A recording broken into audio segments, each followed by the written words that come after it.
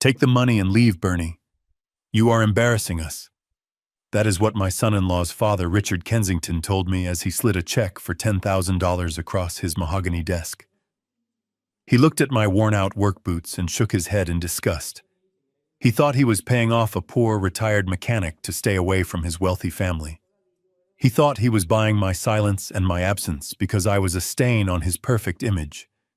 What Richard did not know was that the check he just signed was drawn from a bank account that exists only because I allow it to. He did not know that I am the Atlas Trust. He did not know that I own 51% of his entire empire. And he certainly did not know that in exactly 48 hours I was going to take it all back. Before I tell you how I destroyed a dynasty with a single signature, hit that like button and subscribe if you have ever been underestimated by people who think money equals class. Let me know in the comments where you are watching from. It all started on a Saturday afternoon that was supposed to be a celebration. My son-in-law Preston was turning 32, and my daughter Emily had invited me to their estate in the Hamptons. I remember the drive vividly. My 2005 Ford F-150 has a loose muffler that rattles like a bag of marbles whenever I go over 40 miles an hour. It is a good truck. It has hauled timber, steel, and machinery for 2 decades, but against the pristine, manicured hedges of the Kensington estate, it looked like a rust bucket from a scrapyard. I pulled up to the main gate, and before I could even roll down my window, a security guard in a uniform that cost more than my entire wardrobe stepped out. He did not ask for my name. He did not ask for my invitation. He just tapped his baton on the hood of my truck. That sound, a sharp metallic clack, echoed in the silence of the afternoon.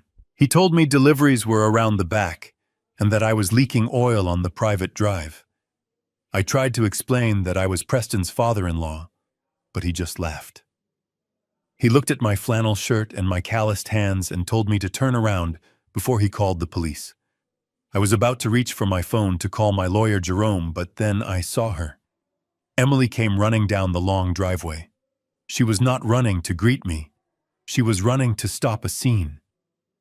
My little girl, who used to sit on my lap while I fixed radios in the garage, was now breathless and flushed not with joy, but with shame. She told the guard it was okay that I was her father, but she would not look me in the eye. She whispered that I should have parked down the road and walked up. She said the neighbors talk Dad, and this truck is an eyesore. I swallowed the lump in my throat and parked where she pointed, behind a row of hedges where the catering vans were hidden. Walking into that party felt like stepping onto a different planet. The lawn was covered in white tents. There were ice sculptures melting in the summer heat, and a tower of champagne glasses that sparkled like diamonds. Everyone was wearing linen and silk. The air smelled of expensive perfume and entitlement. I smoothed down my shirt. It was clean and pressed, but the collar was frayed. I saw heads turn. I saw the whispers behind hands. I saw the way people created a small, empty circle around me, as if poverty was a contagious disease. I was looking for a familiar face when I saw them. Richard and Victoria Kensington were holding court near the pool. Victoria was a woman who wore her wealth like armor. She had never worked a day in her life, but she looked at working people as if we were a different species. I approached them holding the gift I had spent 3 weeks working on. It was a vintage clock from the 1920s. I had found it broken in a flea market and spent sleepless nights machining new gears, polishing the brass, and restoring the wood. It was a piece of history. It was something real. I cleared my throat and wished Preston a happy birthday. I held out the clock. The music seemed to stop. The chatter died down. Victoria looked at the gift in my hands. She did not smile. She did not say thank you. She reached out and took it, using a white cocktail napkin as a barrier between her skin and the wood. She held it up for the guests to see, but not with pride. She held it like an exterminator holds a dead rat. "Oh, look, everyone," she announced, her voice carrying over the garden. "Bernie brought us an antique. Or is it just old?" She turned the clock over, inspecting the bottom. "It smells like oil and old basement. I hope it does not have termites or bacteria. We have to be so careful with these rustic items, don't we?" The crowd laughed. It was a polite, cruel ripple of laughter that cut deeper than any insult. I saw Preston, my son-in-law, standing with his golf buddies. He was laughing too. He made a show of wiping his hands on his pants after shaking mine earlier, as if my touch had soiled him. I looked at Emily. I waited for her to step in. I waited for her to say that her father was a master mechanic, that this clock was a work of art. But she just stared at her shoes, her face burning red. She was wishing I would disappear. Victoria handed the clock to a passing waiter. "Put this in the garage," she said, loud enough for me to hear. "We can sanitize it later or just throw it out." I stood there, my hands empty, my heart pounding a rhythm of pure rage against my ribs. I wanted to scream. I wanted to tell them that I could buy this entire estate and turn it into a parking lot. But I didn't. I clenched my fists inside my pockets and forced a smile. I did it for Emily. I told myself to endure it for one more hour. Dinner was announced, and the guests moved toward the long tables set up under the marquee. There were name cards at every seat. I walked up and down the main table looking for my name. I saw Richard and Victoria at the head. I saw Preston and Emily to their right. I saw senators and bankers and socialites. But I did not see Bernard Caldwell. I felt a tap on my shoulder. It was the house manager. He gave me a tight, pitying smile and pointed toward the corner of the tent near the kitchen entrance. There was a small round table there away from the main party. It was set for 4. Sitting there were the 2 nannies who were watching the guests, children, and a private security guard who was on his break. That was my place. The children's table. The staff table. I walked over and sat down. The chair was wobbly. From my vantage point, I could see the head table perfectly. I saw the waiters pouring vintage wine for Richard. I saw Victoria laughing, throwing her head back, exposing her long neck. I saw Preston leaning over to whisper something to a friend, pointing discreetly in my direction. I could read his lips. He called me the help. I sat there, and I ate the cold chicken they served me. I did not taste a single bite. My mind was racing. I was replaying 40 years of memories. I thought about the day I met Richard's father, Old Man Kensington, 40 years ago. He was a good man, a desperate man who needed a lifeline. I gave him my life savings to save his company. He promised me 51% of the voting shares in a secret trust called Atlas. He kept his word. He respected me. He knew the value of a man who works with his hands. But his son Richard knew nothing. Richard only knew the money he inherited. He did not know where it came from. He did not know the silent whale swimming beneath his little boat. As I watched him toast to his own success, to his brilliance, to the Kensington legacy, I felt something inside me shift. It was the click of a lock turning. The patience I had held onto for decades finally ran out. I watched Emily at the main table. She looked miserable. She was pregnant with my grandchild, but she looked thin and anxious. She was trying so hard to please these people, to fit into their mold. And in doing so, she was letting them erase her father. She was letting them treat me like a stray dog they were forced to feed. That hurt more than the insults. That hurt more than the isolation. After the main course was cleared, Richard stood up and tapped his glass. He made a speech about family values and tradition. He spoke about the future of Kensington dynamics, about the upcoming IPO that would make them billionaires. He looked straight at the investors in the crowd and smiled his shark smile. He did not look at me. To him, I was invisible. I was just a background extra in the movie of his life. But then he did something unexpected. He gestured for the waiter to bring me a drink. Not a glass of the fine wine everyone else was drinking, but a bottle of cheap beer. He had it sent to my table in the corner. It was a deliberate, calculated insult. A reminder of my place. A reminder that no matter how much money they had, they would never have class. I didn't touch the beer. I just stared at Richard across the room. Our eyes met for a second. He winked at me, a condescending, arrogant wink. In that moment I knew. I knew that I could not just go home and tend to my garden. I knew that leaving them alone was no longer an option. They were not just arrogant, they were dangerous.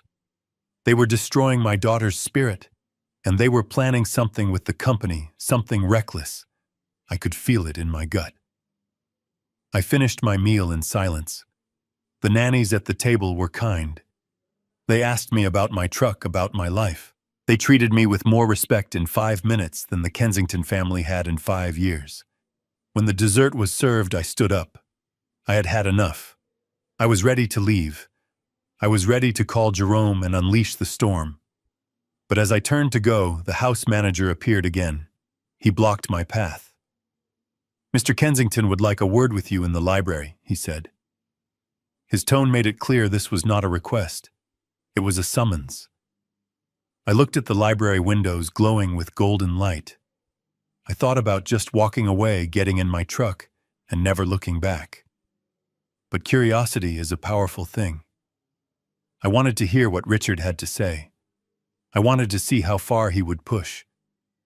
I walked toward the main house, my boots heavy on the stone path. I did not know it then, but I was walking toward the end of my old life. I was walking toward a conversation that would force me to pull the trigger on a weapon I had kept hidden for 40 years. I adjusted my flannel shirt, took a deep breath, and opened the heavy oak doors. The silent wail was about to surface. The library was significantly colder than the rest of the house, as if the temperature had been lowered to preserve the expensive art on the walls, or perhaps just to make guests uncomfortable. The room smelled of old leather and unlit cigars, a masculine scent that Richard clearly bought rather than earned. He was standing behind a desk that looked big enough to land a plane on. He did not look up when I closed the heavy oak doors behind me. He was busy pouring an amber liquid into a crystal glass from a decanter that likely cost more than my monthly grocery bill. The sound of the ice clinking against the glass was the only noise in the room. I stood there waiting for an invitation to sit that never came. He took a long, slow sip of his scotch and finally deigned to look at me. His eyes were flat, void of any warmth. He gestured vaguely to the empty space in front of his desk, leaving me to stand like a naughty schoolboy called to the principal office. He did not offer me a drink. He did not offer me a chair. He simply leaned back against his desk, crossing his ankles and staring at me with a look of bored disdain. "You know, Bernie," he started, his voice smooth and practiced like a politician, giving a speech to a crowd he despises. "We are moving toward a very sensitive time for Kensington Dynamics. We are preparing for an initial public offering in the next quarter. The eyes of Wall Street are upon us. Every detail matters. Every association is scrutinized by bankers and investors who value image above all else." He took another sip of his drink, swirling the liquid around. "To be blunt, your presence is a distraction. You have a certain rustic charm, I suppose, for a mechanic. But on a balance sheet, you are what we call a rustic liability. Investors want sophistication, Bernie. They want pedigree. They do not want a grandfather who looks like he just crawled out from under a pickup truck holding their future heir in photos. It sends the wrong message. It suggests a lack of refinement in the family bloodline." He reached into a drawer and pulled out a thick, cream-colored envelope. He did not hand it to me. He slid it across the polished wood surface until it stopped at the edge right in front of my belt buckle. It sat there heavy and ominous. I looked at it and then back at him. "What is this?" I asked, my voice steady despite the anger boiling in my veins. "It is a solution," Richard said. "It is a generous severance package from this family, if you will. Open it." I picked up the envelope. My rough fingers struggled for a moment with the expensive paper before I tore it open. Inside was a cashier check. I pulled it out and looked at the numbers. $10,000. It was a lot of money to a poor man. It was enough to fix my truck and pay rent for a year. But coming from him, it felt like pocket change thrown at a beggar. Behind the check was a legal document stapled and thick. I scanned the first page and my blood ran cold.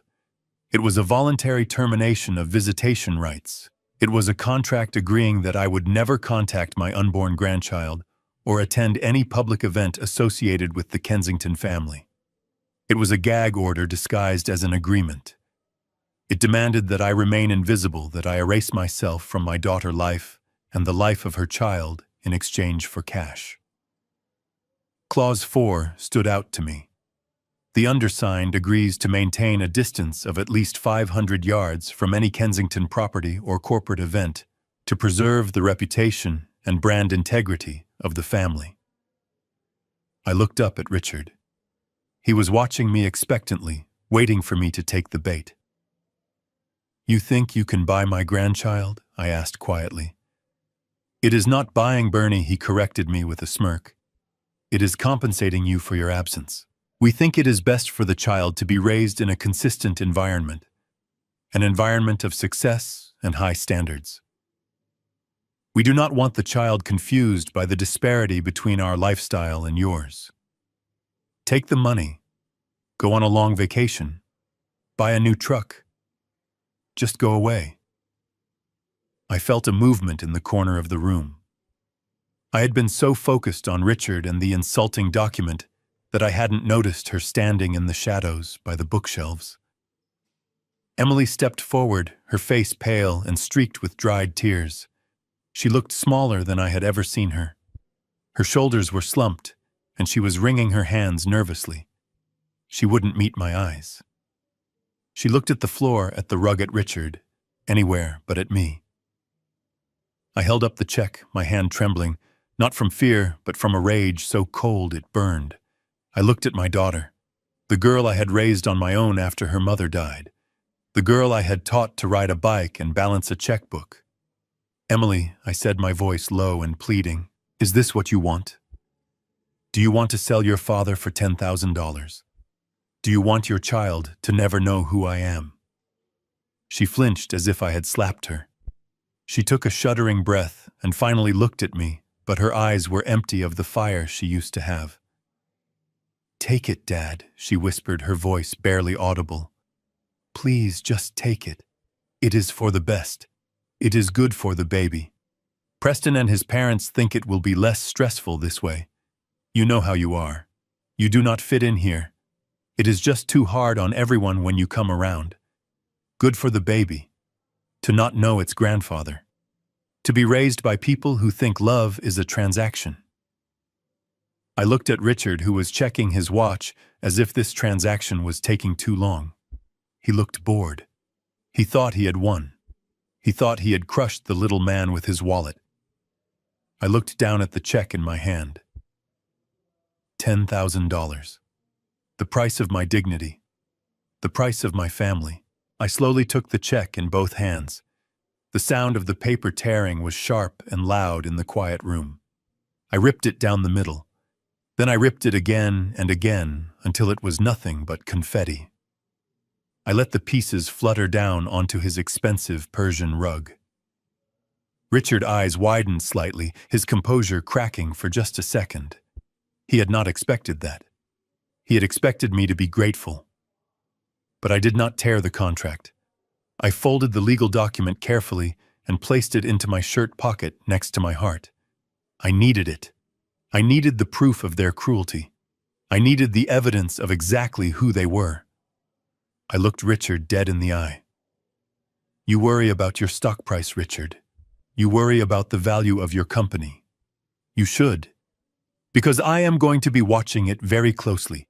You think I am a rustic liability. You have no idea what a liability looks like yet. But you will." I turned to Emily. She was crying openly now, but she did not move toward me. She stayed on their side of the room. "Goodbye, Emily," I said.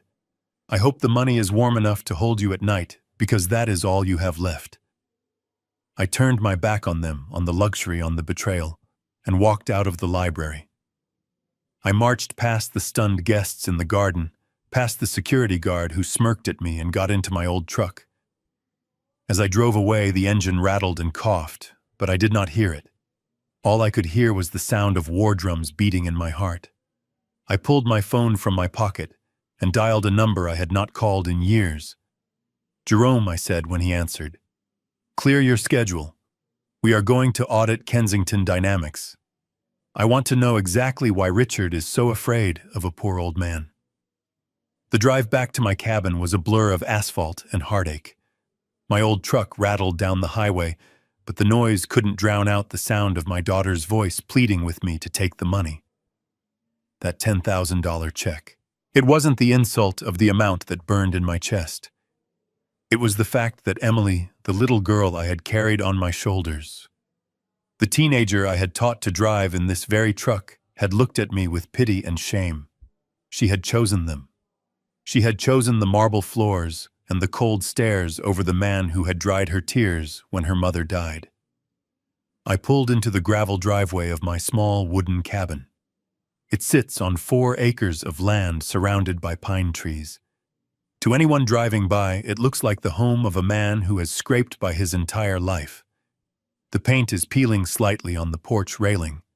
There is a stack of firewood by the door that I chopped myself. It is simple. It is quiet. It is the only place where I have ever felt like myself. But tonight, walking up those steps, I felt a strange heaviness. For 40 years I had worn this simplicity like a comfortable coat. I had hidden my true nature to protect myself, to keep life genuine. But seeing how easily my own flesh and blood could discard me because of that simplicity made me question everything. I unlocked the front door and stepped into the darkness. The air smelled of cedar and old coffee. I didn't turn on the lights. I walked straight to the small bedroom at the back of the house. I pushed aside the heavy oak dresser that had belonged to my grandfather. It scraped loudly against the floorboards, a harsh sound in the quiet night.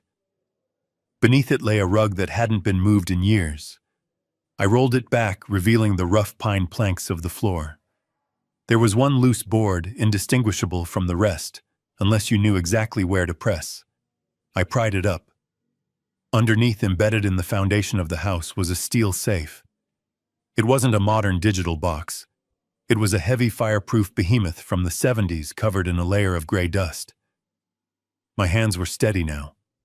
The trembling rage from the party had settled into a cold, hard resolve. I spun the dial. Right to 22. Left to 48. Right to 10. The tumblers clicked into place with a satisfying thud that echoed in the silence. I pulled the heavy handle and the door swung open. Inside there were no stacks of cash. There were no gold bars or diamonds. There was just a thick leather-bound portfolio and a few yellowing envelopes. I pulled the portfolio out and carried it to the kitchen table. I turned on the single overhead lamp. The light was dim, casting long shadows across the room. I opened the leather cover. The first document on top was the original incorporation paper of the Atlas Trust, dated September 19, 1980. I ran my finger over the signatures. There was mine, firm and clear. And there was Arthur Kensington's, Richard's father. I closed my eyes and let the memory wash over me. It was 44 years ago.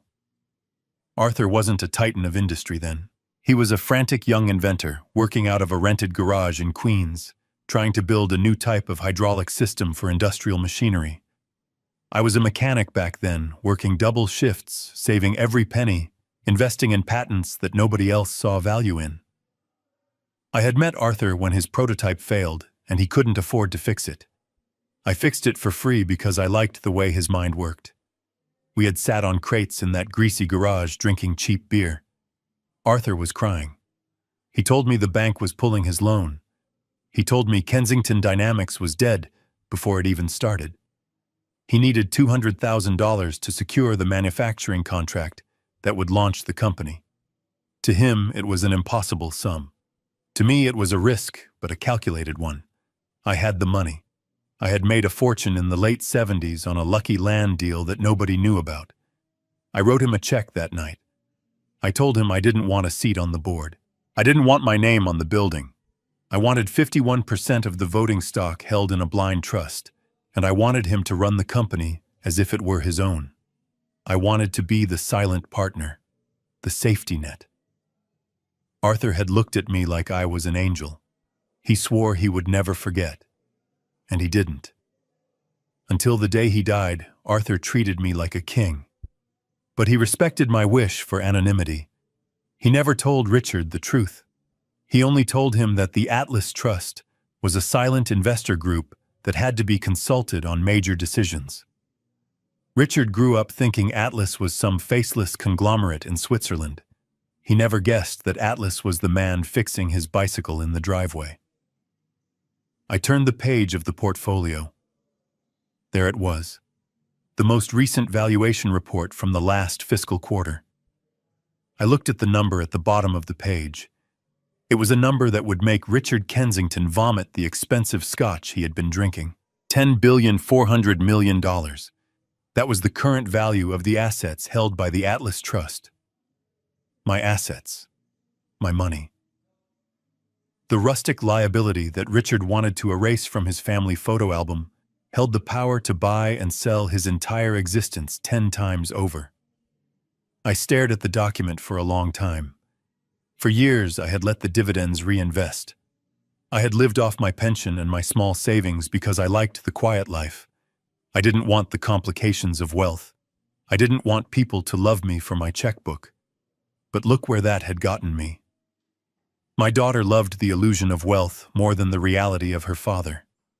My son-in-law sneered at the hands that actually built the foundation of his luxury. I closed the portfolio. The snap of the leather sounded like a gunshot. I reached for the old rotary phone on the wall. I still kept a landline because cell service out here was spotty, but mostly because I liked the weight of the receiver. I dialed a number I knew by heart. It rang once, twice. Jerome Blackwood answered on the third ring. His voice was crisp alert, despite the late hour. Jerome was the only person on earth who knew the whole truth.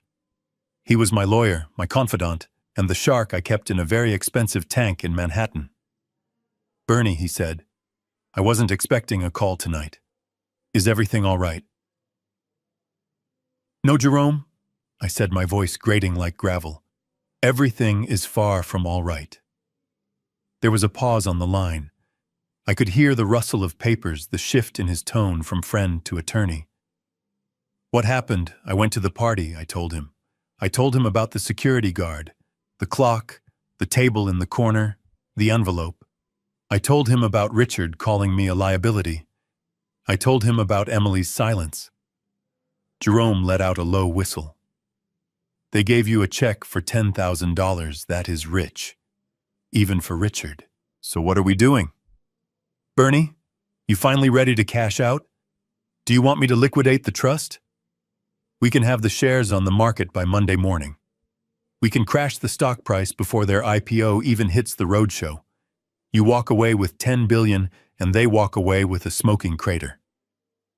I looked at the documents on the table. Destroying them would be easy. It would be satisfying. But it wouldn't be enough. If I just sold everything, Richard would spin it. He would find a way to blame market forces. He would play the victim. And Emily. She would just see it as her father ruining her husband's future out of spite.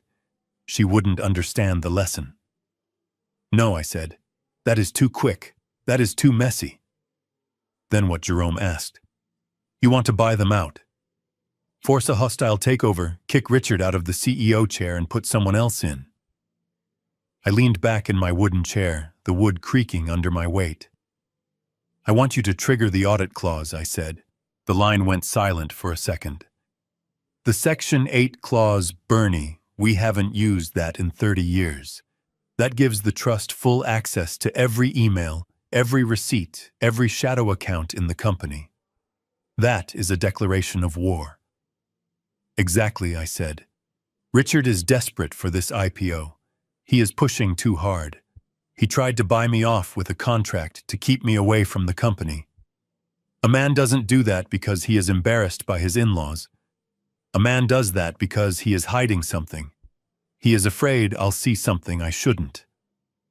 You think he is cooking the books? Jerome asked, his voice sharpening. I think a man who treats family like a transaction probably treats business the same way, I replied. I want to know why they are bleeding cash. I want to know why Preston is gambling at high-stakes tables when he supposedly works in acquisitions. I want to know everything, Jerome. I want you to dig until your shovel hits bedrock. Consider it done, Jerome said. I'll have the forensic accountants there by Tuesday morning. But Bernie, once we start this, the Kensingtons are going to panic. The IPO will be frozen.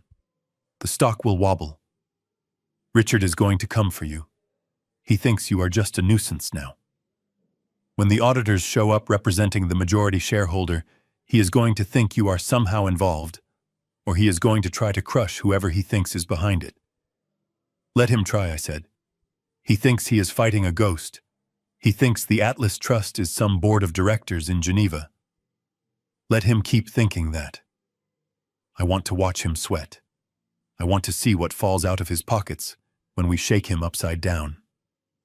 I will draft the papers tonight, Jerome said. Get some sleep, Bernie. You sound tired. I am not tired, Jerome, I said, looking at the stock certificate one last time before closing the safe. I am just getting started. I hung up the phone and sat in the dim light of the kitchen. The silence of the cabin didn't feel lonely anymore. It felt like the calm before a storm. I looked at my reflection in the dark window. I didn't see the old mechanic in the flannel shirt. I saw the man who had bet on Arthur Kensington 40 years ago. I saw the silent whale rising from the deep. And for the first time all day I smiled. Tuesday morning arrived with a heavy gray mist that clung to the pine trees outside my cabin. I was pouring my second cup of black coffee when I saw headlights cut through the fog. It wasn't a limousine or a flashy sports car. It was a nondescript dark sedan, the kind of car that blends into traffic and disappears. Jerome Blackwood knew how to move in the shadows. He stepped out of the car wearing a wool coat over his suit, carrying a titanium briefcase that looked like it could survive a nuclear blast. He didn't look like a man who controlled billions of dollars. He looked like a tired accountant, which was exactly why he was the most dangerous shark in New York. He walked up the porch steps, and I opened the door before he could knock. We didn't exchange pleasantries. He just nodded and walked straight to my kitchen table, the same table where I ate my canned beans and read my newspapers. He set the briefcase down and opened it. Inside was a laptop that hummed to life instantly and a stack of printed documents that were still warm. Jerome took off his coat, rolled up his sleeves, and transformed from my old friend into the forensic auditor who had taken down hedge funds and corrupt senators. He turned the laptop screen toward me. The glow illuminated his silver hair and the deep lines etched around his eyes. "Bernie, look at this," he said, his voice low and tight. We triggered the Section 8 clause at midnight. The system let us in. It took my team 6 hours to bypass their firewalls and access the raw ledger. What we found isn't just bad management. It is criminal. I pulled my chair closer, squinting at the columns of numbers that danced across the screen. I know engines. I know how to listen to a piston and tell you if a valve is stuck. But looking at these spreadsheets felt like looking at an engine that was running on oil and prayer. There were red lines everywhere. Jerome pointed a manicured finger at a column labeled Q3 revenue. "See this number here?" Jerome asked. Richard reported $150 million in sales last quarter. He told the board and the potential IPO underwriters that demand is up 40%. But look at the shipping logs, Bernie. Look at the inventory. They didn't ship $150 million worth of product. They shipped maybe $30 million. I frowned, trying to understand the mechanics of the lie. How can they report sales if they didn't ship anything I asked? Booking fake revenue, Jerome explained with a grim smile. They are creating invoices for shell companies that don't exist. They record the sale to boost the numbers on paper, so the stock valuation goes up. But no money is actually coming in. It is a ghost ship, Bernie. The company looks massive from the outside, but inside it is completely hollow. He typed a few keys and a new window popped up. It showed a complex web of wire transfers. This is where the money is supposed to be, he said, pointing to a series of accounts. But look where it actually goes. Cayman Islands, Panama, Luxembourg. They are moving what little cash they have into offshore accounts to hide the debt. They are borrowing money from one bank to pay the interest on a loan from another bank. It is a Ponzi scheme built on the Kensington name. But why, I asked. The company was profitable for 30 years. Arthur built a machine that printed money. How did Richard break it? Richard didn't break it alone, Jerome said. He clicked on a folder named Expenses, Miscellaneous. He scrolled down and the name Preston Kensington appeared over and over again. My son-in-law. The man who wiped his hands after touching mine. The man who bought my daughter diamond earrings while I was driving strangers to the airport. Preston has been busy, Jerome said, his voice dripping with disdain. He is listed as a consultant for acquisitions. But look at these withdrawals. 50,000 here, 200,000 there. All transferred to casinos in Las Vegas, Atlantic City, and Macau. And here, look at these credit card statements paid by the company. Private jets, suites at the Wynn, watches, cars. I felt sick. My stomach churned as I looked at the total at the bottom of the spreadsheet. $50 million. Preston had drained $50 million from the company in 4 years. He wasn't a businessman. He was a parasite. He was gambling away the legacy my father saved and Arthur built. He was betting with my money. So they are broke, I whispered, the realization hitting me like a physical blow. They are worse than broke, Jerome said, closing the laptop with a snap. They are insolvent. If the SEC looks at these books for 5 minutes, Richard and Preston go to federal prison for 20 years. That is why they are pushing for the IPO so hard, Bernie. That is why they need to go public. They need the influx of cash from new investors to fill the $50 million hole before anyone notices. They are trying to sell a burning house to the public and hoping the fire department doesn't show up until they have cashed out. He stood up and walked to the window, looking out at the pines. This explains everything, Bernie. It explains the contract. It explains the check. It explains why Richard was sweating in that library. I stood up too, my legs feeling heavy. Explain it to me, Jerome, I said. Think about it. He turned to face me. You are the Atlas Trust. You own 51% of the voting stock. They cannot sell the company without your signature. They cannot launch an IPO without the majority shareholder signing off on the prospectus. But Richard thinks Atlas is some faceless entity he can manipulate. What he is terrified of is scrutiny. If you show up at a shareholder meeting looking like a mechanic and asking questions, the press will dig. The underwriters will get nervous. They will look closer. Richard needs total control. He needs to present a perfect unified front. He wanted you gone not because you are embarrassing, but because you are a loose end. He needed you to sign that document waiving your rights to interfere so that when the auditors come, he can show them that the family is silent and compliant. He wanted to neutralize me, I said, the anger rising again, cold and sharp. He wanted to make sure I stayed in my lane so he could finish robbing the company. Exactly, Jerome said, and he needed the cash from the sale to pay off Preston's gambling debts before the loan sharks start breaking legs. They are desperate, Bernie. They are standing on a trapdoor and the rope is fraying. They are terrified that if the IPO fails, they lose everything. The mansions, the cars, the status. They will be destitute. I looked down at my rough hands. I thought about the $10,000 Richard had thrown at me. He had offered me pennies to save his own skin. He had treated me like dirt while standing on a mountain of debt that I effectively owned. So what do we do? Jerome asked, breaking my trance. We have enough here to bury them. I can send this to the district attorney this afternoon. We can have them arrested by dinner time. We can freeze their assets. We can liquidate the company and salvage what is left. You walk away with billions, and they walk away in handcuffs." I shook my head slowly. "No," I said. "That is too easy. If they go to jail now, they become victims in their own minds. They will say they were persecuted. They will blame the market. And Emily will hate me. She will see me as the monster who sent her husband to prison. She doesn't know the truth. She thinks they are gods." I walked over to the safe and looked down at the floorboards I had pried up the night before. "I need them to reveal themselves," I said. "I need Emily to see them for what they really are. I need Richard to stand up in front of the world and lie one more time so I can pull the rug out from under him when he feels safest." Jerome watched me carefully.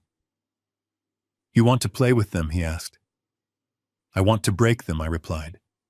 "But I want to do it on my terms. I want to look Richard in the eye when he realizes that the rustic liability just foreclosed on his life." Jerome smiled a shark smile that matched my own. "Very well, Bernie. If we are going to do this, we need to be smart. We need to let them think they are winning. We need to let them think the Atlas Trust is asleep at the wheel." "What is the next step?" I asked. Jerome reached into his briefcase and pulled out a single sheet of paper. "We leak a rumor," he said. "We tell a few key people on Wall Street that the Atlas Trust is considering selling its position, that we are looking for a buyer." I nodded, understanding immediately. "That will panic Richard. He will think he is about to lose control before the IPO." "Exactly," Jerome said. "He will try to rush the sale. He will try to bypass the regulations.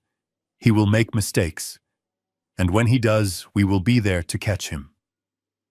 "But I need to get closer," I said. "Reading reports isn't enough. I need to hear what they are saying when they think no one is listening. I need to know what they are planning for my daughter." Jerome raised an eyebrow. "You want to bug his office?" "I want to do more than that," I said. "I used to fix the HVAC systems in that building 40 years ago. I know every vent. I know every service corridor.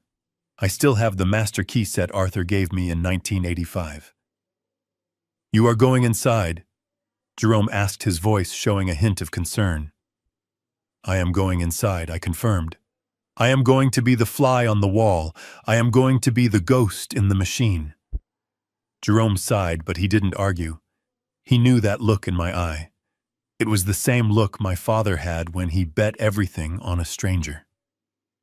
"Just be careful, Bernie," he said. "Richard is cornered, and cornered animals bite." I picked up the black coffee from the table. It was cold now, but I drank it anyway. "Let him bite," I said. "I have thick skin." Jerome packed up the laptop, leaving me with copies of the incriminating files. He walked to the door and turned back. "One more thing, Bernie. That check you tore up. The 10,000. "Yeah," I said. "Technically that was company money. Embezzled company money. Richard tried to pay you off with your own cash." I laughed, a dry, humorless sound. "Of course he did. Of course he. Add it to the list, Jerome. Add it to the bill." When Jerome left, I stood in the doorway watching his car disappear into the mist. The fog was lifting, revealing the sharp edges of the world. I knew what I had to do. I had to become someone else. I had to put away the grieving widower and the tired driver. I had to become the silent whale. And the first thing the whale was going to do was swim right into the heart of the storm. I turned back into the cabin and started looking for my old toolbox. It was time to go to work.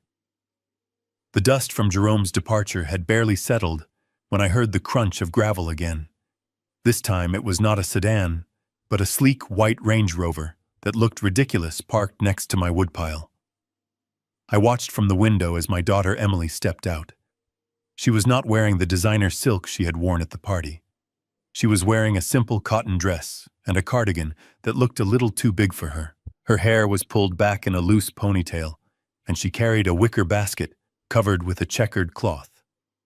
It was a scene straight out of my memories. It was exactly how she used to look when she came home from college on weekends, before the Kensingtons got their claws into her. I opened the door and she stood there on the porch, looking up at me with big, watery eyes. "Hi, Dad," she said, her voice trembling just enough to tug at my heartstrings. "I brought you something." She lifted the cloth to reveal a deep dish apple pie.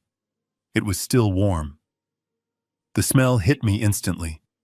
Cinnamon, nutmeg, and tart apples. It was her mother's recipe.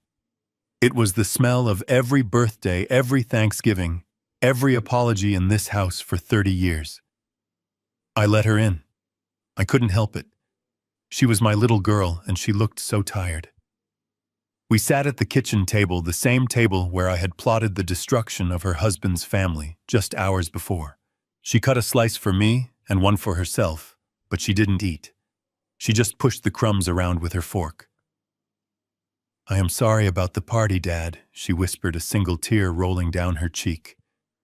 "It was awful. Victoria can be so difficult. And Preston is just under so much pressure. You have no idea." I watched her carefully. I wanted to believe her. I wanted to believe that the girl who used to help me change the oil in the truck was still in there somewhere.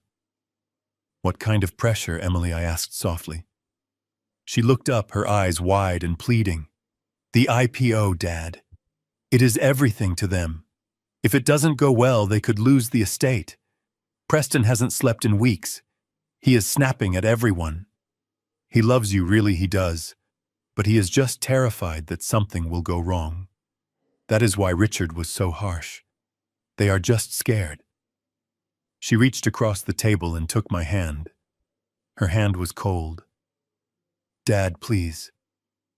Just sign the paper. Not for them. For me. For your grandson. If you sign it, the stress goes away. We can be a family again quietly. We can come visit you here. We just need to get through this launch. Please, Dad. I can't take the fighting anymore." My heart cracked. I looked at her tired face, the dark circles under her eyes. Maybe I was being too hard. Maybe Richard really was just a desperate man trying to save his legacy. Maybe Preston was just a scared kid. And Emily, she was caught in the middle, pregnant and alone in that big house. All she wanted was peace. I looked at the pie. I looked at my daughter. I felt the anger draining out of me, replaced by a father's instinct to fix things, to make the pain stop. "I will get the paper," I said, standing up. "It is in my bedroom." "Oh, thank you, Dad. Thank you," she sobbed, burying her face in her hands. "You are saving my life." I walked toward the bedroom, feeling a heavy resignation. I would sign their contract. I would take their money. I would disappear if it meant Emily could be happy. I would be the rustic liability one last time. As I reached the door, Emily stood up abruptly. "I need to use the restroom," she said, rushing past me toward the bathroom down the hall. She left her purse and her phone sitting on the kitchen table right next to the half-eaten pie. I went into my room and retrieved the crumpled contract from my jacket pocket. I smoothed it out on the dresser. I uncapped my pen. I stared at the signature line. Bernard Caldwell. I was about to sign away my rights to my own blood. I took a deep breath, ready to surrender. Then I heard it. A sharp ping from the kitchen. Then another, and another. A rapid-fire series of notifications. I walked back into the kitchen. The phone screen was lit up, facing the ceiling. The messages were popping up one after another in green bubbles. I didn't mean to look, but the name at the top of the screen stopped me dead in my tracks. The contact was saved as Queen Victoria. I stepped closer. The messages were visible on the lock screen. "Did you get the signature yet?" the first one read. "Don't forget to cry. The old fool is a sucker for tears." That was the second. "Remember the deal, Emily. You get him to sign, and the Paris trip is yours. Use the baby if you have to. Just get it done so we can evict him from our lives for good." I felt the blood drain from my face. My hands went numb. The pen fell from my fingers and clattered onto the floor. It wasn't desperation. It wasn't stress. It was a script. It was a performance. My daughter wasn't crying because she was hurting. She was crying for a shopping spree in Paris. I reached out and touched the screen. I shouldn't have done it, but I had to know. I swiped down to see the earlier conversation. My thumb hovered over a message Emily had sent to Preston 2 days ago, right after the party. I read the words and felt something inside me die. God. Preston, I know he is embarrassing, Emily had written. He smelled like old engine oil and cheap soap. I nearly gagged when he hugged me. I promise once we get the money we never have to see him again. He is just a means to an end, babe. I stared at the words until they blurred. Smelled like engine oil. The oil that paid for her braces. The oil that paid for her college tuition. The oil that kept the heat on when winter hit. She didn't just hate my poverty. She hated me. She hated the very essence of who I was. I heard the toilet flush. I heard the tap running. I quickly put the phone back exactly where it was. I picked up the pen from the floor and put it in my pocket. I stood by the window, my back to the room, staring out at the gray sky. My heart was no longer beating. It was just a cold stone in my chest. The father who wanted to save his little girl was gone. In his place was the chairman of the Atlas Trust. Emily came back into the kitchen. She looked refreshed. She had reapplied her lipstick. She smiled at me, a bright, hopeful smile that I now recognized as a shark's grin. "Did you find it, Dad?" she asked sweetly. I turned slowly. I looked at her, really looked at her. I saw the greed behind the eyes. I saw the calculation in the tilt of her head. "I found it," I said, my voice flat, devoid of any emotion. "Great," she said, reaching out her hand. "Do you have a pen?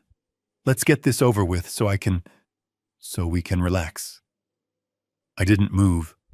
I didn't reach for the paper. I just looked at her. "I need to think about it, Emily," I said. Her smile faltered. "What do you mean, think about it?" "We talked. You said..." I said, "I need to think." I repeated, cutting her off. "This is a big decision. Giving up my grandchild. I need to read the fine print. I need to pray on it." "But Dad," she stepped closer, her voice rising in panic. "We don't have time. Richard needs this by tomorrow morning." "Then Richard can wait," I said. Emily's face twisted. It wasn't the face of a loving daughter anymore. It was the face of a spoiled child who had been denied a toy. "You are being selfish," she snapped. "You are always so stubborn. Why do you have to make everything so hard? Just sign the damn paper, Dad." "Get out," I said. She froze. "What?" "Get out of my house, Emily," I said quietly. "Take your pie, take your lies, and get out." She stared at me, shocked by the coldness in my tone. She opened her mouth to argue, to scream, to manipulate, but something in my eyes stopped her. She saw something there she had never seen before. She saw a wall. "Fine," she spat, grabbing her purse. "Fine. Be a bitter old man. Die alone in this shack. See if I care. But don't expect to see the baby. Ever." She stormed out, slamming the screen door so hard it rattled the hinges. I watched her get into the Range Rover. I watched her furiously typing on her phone, probably updating Queen Victoria that the mission had failed. She peeled out of the driveway, throwing gravel everywhere, leaving a cloud of dust in the air. I stood there in the silence of the kitchen. The smell of the apple pie was now nauseating. It smelled like betrayal. I picked up the pie and walked to the trash can. I threw it in pan and all. The crash was the only sound in the house. I walked to the sink and washed my hands, scrubbing them hard as if I could wash away the touch of her false affection. I looked at my reflection in the window. My eyes were dry. I had no tears left for Emily Kensington. She had made her choice. She wanted the money. She wanted the lifestyle. Well, I thought, drying my hands on a rag. She was going to get exactly what she wanted. She wanted a business transaction. I would give her the biggest business transaction of her life. I walked back to the bedroom and pulled my old toolbox from under the bed. It was heavy, battered, and smelled of oil. The smell she hated. I opened it and took out a set of precision screwdrivers, a soldering iron, and a small black box I had built years ago for testing circuits. It was time to modify it. I wasn't just a mechanic. I was an engineer who had never gotten the degree. I knew how machines worked, and I knew how to break them. But this time I wasn't fixing an engine. I was building a Trojan horse. I picked up the toy airplane I had bought for my unborn grandson, a vintage model P-51 Mustang. I looked at it for a moment, then picked up a screwdriver. I was going into the lion's den, and I was going to bring back the only thing that mattered now. The truth. Recorded in high definition. I sat at my workbench under the harsh light of a swinging bulb and let the world narrow down to the tip of a soldering iron. For the first time in months, my hands were steady. I was not trembling with rage or hunger anymore. I was operating with the cold precision of a surgeon. The P-51 Mustang model sat disassembled before me. It was a beautiful thing made of die-cast metal and high-impact plastic, but I was about to give it a heart. I carefully removed the cockpit assembly and drilled a microscopic hole behind the pilot seat. Into this void, I inserted a high-fidelity microphone no larger than a grain of rice. It was technology I had acquired through Jerome's connections, military-grade stuff, that could pick up a whisper from across a room. I wired the microphone to a battery pack I had salvaged from a high-end hearing aid, and a transmitter I stripped from a long-range tracking device. I had to shave down the interior plastic of the fuselage to make it all fit. It took me 3 hours of painstaking work. My eyes strained and my back ached, but I did not stop until I snapped the two halves of the plane back together. I ran my thumb over the seam. It was invisible. To the naked eye, it was just a toy, a nostalgic piece of decor. But to me, it was a loaded weapon. I tested the frequency on my old radio. The feedback squeal was sharp and clear. It was ready. The next morning, I shaved my beard down to a stubble and put on a pair of navy blue coveralls I had bought at a thrift store. I stitched a generic patch onto the chest that read City Courier Services. I pulled a baseball cap low over my eyes and looked in the mirror. Bernard Caldwell, the millionaire investor, was gone. In his place was just another invisible service worker, the kind of man people look through without ever seeing. I picked up the clipboard I had prepared and the cardboard box containing the modified airplane. I was not going to the front door this time. I was going to the belly of the beast.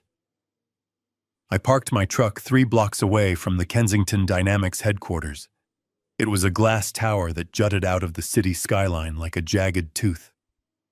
I walked to the loading dock around the back. My heart was hammering against my ribs, but I forced my breathing to slow. I knew this building better than the architect who designed it. Back in '85, when Arthur was expanding, I had personally designed the redundant HVAC systems for the server rooms. I knew that the service elevator in Bay 4 had a bypass key switch that never got changed because the maintenance crew was too lazy to update the protocols.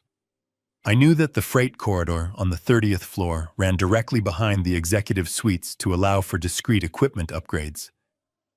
I walked up to the loading dock security checkpoint. The guard was a young kid glued to his phone. I held up my clipboard and muttered something about a priority package for facilities management. He didn't even look up.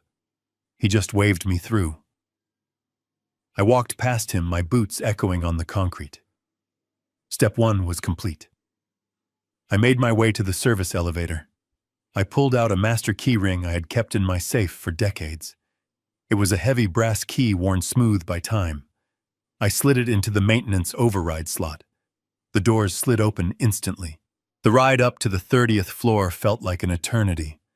I watched the floor numbers tick upward 18, 19, 20. My palms were sweating inside my work gloves. If Richard was in his office, this would all be for nothing. If I was caught, I would be arrested for trespassing and corporate espionage. The IPO would go through and my daughter would be lost forever.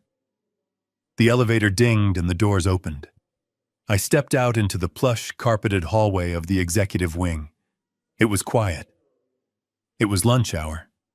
I had timed this perfectly. I kept my head down, walking with purpose. If you look like you know where you are going, nobody questions you. I turned the corner toward the CEO's office. That was when I saw him. The head of security, a man named Miller, who had been with the company since Arthur's days. He was walking toward me, talking into a radio. He wasn't a kid on a phone. He was a professional. He stopped 10 feet away from me, his eyes narrowing. "Hey you," he barked. "Hold up. Where is your badge?" I froze. I tightened my grip on the box. I forced myself to look confused, not scared. "Facilities," I grunted, pitching my voice lower. "Just dropping off a filter replacement for the AC unit in Suite 304. Miller stepped closer. He looked at my face. For a second, I thought he recognized me. I thought he saw the eyes of the man he had thrown out of the party. But then he looked at my coveralls. He looked at the grease under my fingernails. He sniffed the air and smelled the old engine oil I had dabbed on my neck. He wrinkled his nose. "Service elevator is back that way," he said, pointing a thumb over his shoulder. "Do not use the main hall. You are tracking dirt on the carpet." "Yes, sir," I said, bobbing my head. "Sorry, sir." He watched me turn around. I walked away, waiting for a hand on my shoulder, waiting for him to realize who I was. But he just turned back to his radio and kept walking. I ducked into the alcove of the executive restroom, waited for him to round the corner, and then doubled back. My heart was beating so hard I thought it would crack a rib. I reached Richard's office. The door was heavy frosted glass. I didn't knock. I tried the handle. It was unlocked. Arrogance. He thought he was untouchable. I slipped inside and closed the door softly behind me. The office was a shrine to his ego. Awards on the walls, pictures of him shaking hands with politicians. And there on the bookshelf behind his massive desk was his collection of vintage model aircraft. Right in the center sat a P-51 Mustang identical to the one in my box. I had given it to him 10 years ago when he married Emily. He had kept it not out of sentiment, but because it fit the aesthetic of the room. I moved fast. I opened my box and took out the bugged plane. I grabbed the original from the shelf and dropped it into my box. I placed the new one in the exact same spot, adjusting the angle so it matched the dust outline on the shelf. It took 10 seconds. 10 seconds to plant a bomb in the middle of his life. I checked the room one last time. Nothing out of place. I grabbed my box and walked out. The walk back to the elevator was a blur. I didn't breathe until the doors closed and I was descending back to the loading dock. I walked out into the sunshine, past the guard who was still on his phone, and didn't stop until I was back in the cab of my truck. My hands were shaking so bad I couldn't put the key in the ignition. I sat there for a moment, laughing, a breathless, jagged sound. I had done it. The rustic liability had just compromised the most secure office in the city. I pulled out my phone and sent a single text message to Jerome. "The bird has landed." A minute later, my phone buzzed. It was a link to a secure audio stream. I put in my earbuds and tapped the screen. At first, there was just the hiss of static. Then I heard the sound of a heavy door opening and footsteps on carpet. I heard Richard's voice clear as a bell. "Get me legal on the phone. And pour me a drink." I started the truck and pulled into traffic. The audio feed played in my ears, the voice of my enemy broadcasting his secrets directly to me. I wasn't just listening anymore. I was hunting. And the silent whale was closing in for the kill. The static in my earpiece cleared, and suddenly I was in the room with them. I was sitting in the back of Jerome's mobile surveillance van, parked 3 blocks away from the Kensington Tower, but in my mind I was perched on that bookshelf right inside the cockpit of the P-51 Mustang. Jerome sat next to me adjusting the levels on a digital soundboard, his face illuminated by the green glow of the monitors. We didn't speak. We just listened. The sound of a heavy crystal decanter hitting a glass rang out like a bell. It was followed by the rustle of silk and the distinctive click of high heels on a hardwood floor. Victoria had entered the room. I heard Richard sigh a long exhale of frustration. He asked her if she had spoken to Emily. Victoria's voice was sharp and dismissive. She said that the girl was useless. She said Emily had called her crying, claiming that I had kicked her out of the cabin. Victoria laughed. It wasn't a happy laugh. It was a cold, dry sound. She called Emily weak. She said my daughter lacked the killer instinct necessary to be a Kensington. She mocked the way Emily had tried to use the apple pie as a bargaining chip, calling it a pathetic peasant gesture. I sat there in the dark van gripping the armrests of my chair until my knuckles turned white. Hearing them insult me was one thing. I was used to that. But hearing them tear apart my daughter, the woman who had sacrificed her relationship with me to please them, was agonizing. Richard chimed in. He said he wasn't surprised. He called Emily a bad investment. He said he had only allowed Preston to marry her because she was pliable and because they thought my land might be worth something one day. But now that they knew I was destitute, Emily was just another mouth to feed, another expense on the balance sheet. Jerome looked at me, his eyes wide with shock. He reached out to pause the recording, but I shook my head. I needed to hear it all. I needed to drink every drop of this poison so I would never forget why I had to destroy them. They poured another drink. I could hear the ice clinking. Victoria asked about the IPO. Richard sounded confident, but tense. He said the numbers were cooked enough to pass a preliminary review, but they needed to sign the underwriters by Friday. He said the only loose end was me. He said he might have to hire someone to scare me off if the contract didn't work. He talked about burning down my cabin as casually as he talked about ordering lunch. He said a little electrical fire would solve the problem of the rustic liability permanently. I felt a cold sweat break out on my forehead. They were not just thieves. They were monsters. They were willing to kill to protect their lifestyle. Jerome was typing furiously on his laptop, documenting every threat, every admission of fraud. But the conversation shifted then, and what came next made the threats of arson seem like mercy. Victoria brought up the baby. She asked Richard if he had heard from Dr. Evans yet regarding the gender reveal. Richard grunted. He said the results were due this afternoon. Victoria lowered her voice, but the military-grade microphone picked up every syllable. She said they needed to be prepared. She said the Kensington Family Trust, the small legacy fund, left by Richard's grandfather, that they actually controlled, had a strict clause. The principal could only be accessed by a direct male heir upon birth. If it is a girl, Victoria said, her voice completely devoid of emotion. We cannot afford it, Richard. We need that trust fund money to pay the bridge loan for the IPO. If Emily gives birth to a girl, we are locked out of the cash for another generation. We will be bankrupt before the fiscal year ends. Richard asked what she proposed.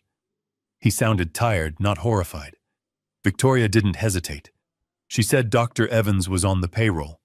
She said if the test came back female, they would tell Emily there were complications, genetic markers, severe deformities, things that would make the child's life miserable. She said they would convince her that a therapeutic termination was the only humane option. They would pressure her. They would tell her she could try again later for a healthy boy. I stopped breathing. The air in the van felt suddenly thin. They were planning to kill my grandchild.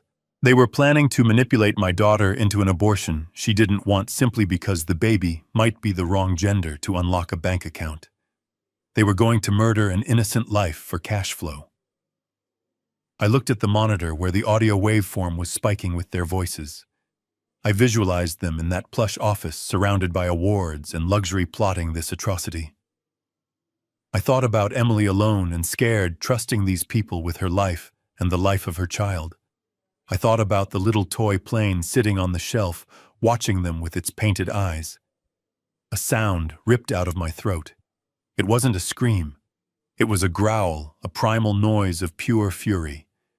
I slammed my fist onto the metal table of the van so hard that the equipment jumped. The pain in my hand was grounding. It was real. Jerome grabbed my shoulder. "Bernie," he said, his voice urgent. "Bernie, look at me. We have them. This is conspiracy. This is intent to cause bodily harm. We can go to the police right now." "No." I hissed, my eyes burning. My vision was tinged with red. "The police will take too long. They will get lawyers. They will spin it. They will say it was hypothetical. They will intimidate Emily. She is in that house with them right now, Jerome. She is sleeping under the same roof as these butchers." I stood up in the cramped space of the van. I felt like I was expanding, like the sheer force of my rage was making me 10 feet tall. "I am not going to call the police," I said. "I am going to end them. I am going to strip the flesh from their bones. I am going to leave them with nothing. No money, no reputation, no freedom." I looked at the screen again. Richard was laughing now, making a joke about how gullible Emily was, about how she would believe anything Preston told her. "You laugh, Richard," I whispered to the screen. "You laugh while you can. Because the silent whale is surfacing. And I am going to swallow you whole." I turned to Jerome. "Get the car ready," I said. "We aren't waiting for the IPO. We aren't waiting for the rumors to take effect. We are moving up the timeline." To when Jerome asked. "Tonight," I said. "They are having a gala tonight to calm the investors right. A black-tie dinner at the plaza to show off their stability." "Yes," Jerome said. "It starts at 8. "Then we are going to a party," I said. I grabbed my coat. "And Jerome, I want you to prepare the speakers. I want this recording, this exact conversation, to be the soundtrack of their destruction." I stepped out of the van into the cool city air. The noise of the traffic sounded distant. All I could hear was the beating of my own heart and the voice of Victoria Kensington planning to kill my blood. I looked up at the glass tower reflecting the sunset. It looked like a tombstone. I adjusted my collar. The mechanic was dead. The ride-share driver was dead. The only man left was Bernard Caldwell, and he was coming for blood. Jerome sat in the dim light of the surveillance van with the glow of the laptop screen reflecting in his glasses. He was not typing furiously or sweating. He was calm like an executioner who knows the knot is tied correctly. He opened the secure server for the Atlas Trust, a digital fortress that Richard Kensington believed was run by a cabal of faceless Swiss bankers in Geneva. Jerome drafted a single email. The subject line was stark and simple. "Urgent notice regarding voting rights review." The body of the message was brief, but it carried the weight of a guillotine blade. It read, "To the CEO of Kensington Dynamics. The Board of Trustees has received concerning intelligence regarding the company's liquidity and recent ethical deviations. We are hereby suspending our automatic proxy vote, effective immediately. The Trust will exercise its voting rights directly at the upcoming shareholder meeting. We will be sending a representative to the gala tonight to inspect the books." Jerome hovered his finger over the enter key. He looked at me one last time, a silent question in his eyes, asking if I was truly ready to burn down the house my money had built. I nodded. He pressed the key. The email was sent. It traveled through the fiber optic cables of the city, invisible and silent, landing with a digital ping on the computer in the office 30 floors above us. We put our headphones back on and waited. It took exactly 3 minutes. First there was silence. Then we heard the sound of a glass shattering against a wall. Richard's voice exploded through the audio feed, shrill and unrecognizable. "What is this?" he screamed. "Who sent this? Get me the CFO on the line now." We heard the frantic tapping of a phone screen. "Who is the representative? Find out who controls Atlas. I want a name. I want a face. They cannot freeze the proxy now. The underwriters will walk if they smell even a whiff of instability." I watched the live stock ticker on Jerome's second monitor. The market is a living thing. It reacts to fear faster than thought. The rumor Jerome had planted earlier about a potential sell-off was already circulating in the back channels of Wall Street. Combined with the sudden chaotic activity radiating from the CEO's office, the stock began to twitch. It dipped 2 points, then 3. It wasn't a crash yet, but it was a tremor, a warning sign that the foundation was rotting. Richard was pacing. We could hear his heavy breathing through the microphone, his expensive leather shoes stomping on the carpet. He was yelling at his secretary, blaming her for the email, as if she controlled the internet. He was unraveling.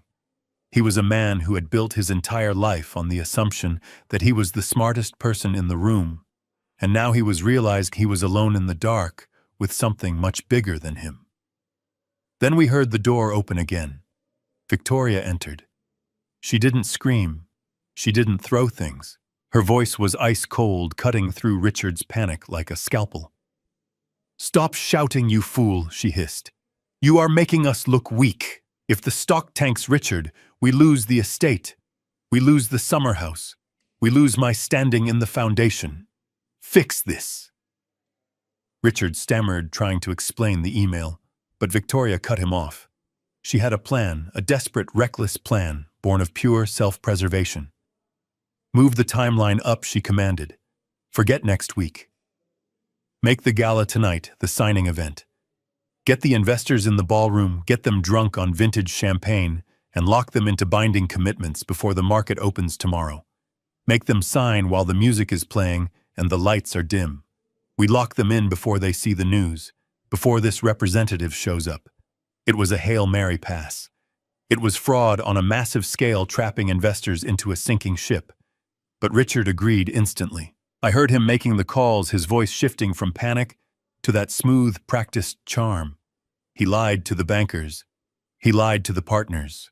He told them the gala was going to be a historic celebration, a night of exclusive opportunities.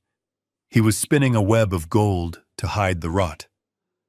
I took off the headphones. I had heard enough. I knew the time and the place. I looked at Jerome. "Drop me off at Fifth Avenue," I said.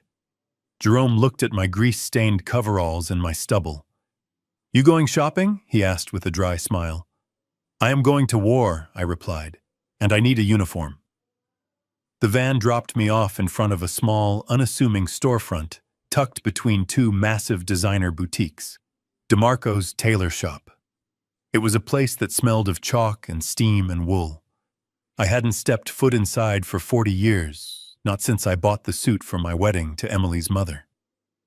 I walked in, the bell above the door chiming softly.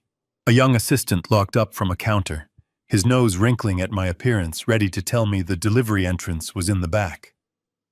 But then an old man stepped out from the curtain in the rear. He was bent with age, holding a measuring tape like a rosary. He squinted at me through thick glasses. "Mr. Caldwell," he rasped, his voice dusty with memory. "It has been a lifetime." I told him I needed a suit. Not just any suit. I needed armor. I needed to look like a man who could buy the city block. I needed to look like the authority that Richard Kensington pretended to be. The old tailor nodded, understanding the gravity of the request, without asking a single question. He pulled down a bolt of midnight blue fabric Italian wool with a thread count that felt like water against the skin. He measured me in silence, his hands moving with a speed that defied his age. He adjusted a bespoke piece he had in the back, working the fabric, pinning and tucking, transforming the cloth to fit my frame perfectly. After the fitting, I went to the barber shop next door. I sat in the leather chair, and closed my eyes as the hot towel was wrapped around my face, steaming away the grime of the courier job, steaming away the years of neglect. I felt the scrape of the straight razor against my throat, sharp and precise. I felt the weight of the beard falling away. The barber trimmed my hair, styling it back with a classic dignity that I hadn't bothered with since I was a young man. When the chair spun around, I opened my eyes and looked in the mirror. For a moment, I didn't recognize the man staring back.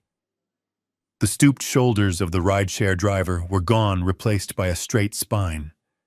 The tired eyes of the grieving widower were gone, replaced by a gaze of cold, hard steel. I stood up and dressed in the new suit. It fit like a second skin. The white shirt was crisp and starched. The silk tie was a deep crimson. I slipped on the new shoes, polished to a mirror shine. I looked at my hands.